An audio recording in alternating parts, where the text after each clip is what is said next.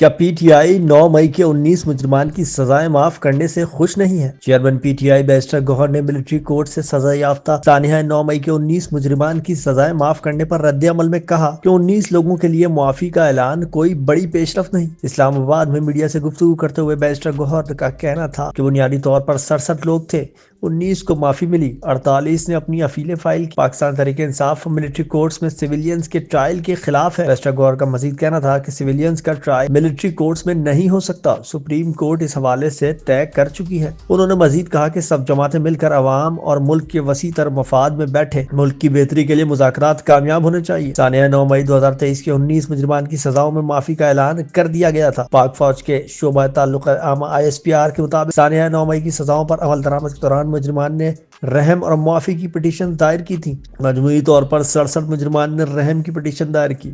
ISPR کے مطابق 68 petitioner کو قانونی کارروائی کے لیے کورٹ آف اپیل میں نظر ثانی کے لیے ارسال کیا گیا تھا۔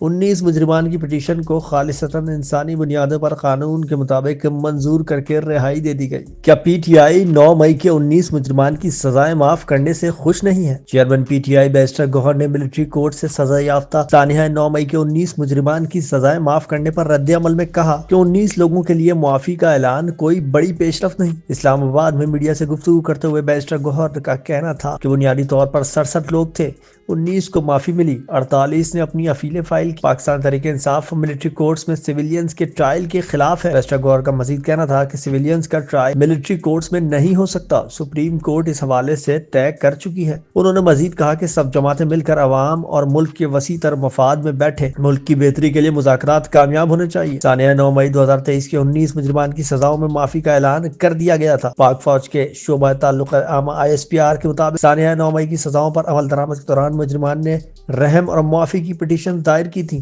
مجموعی طور پر 67 مجرمان نے رحم کی پٹیشن دائر کی۔ ISPR کے مطابق 68 پٹیشنر کو قانونی کارروائی کے لیے کورٹ آف اپیل میں نظر ثانی کے لیے ارسال کیا گیا تھا۔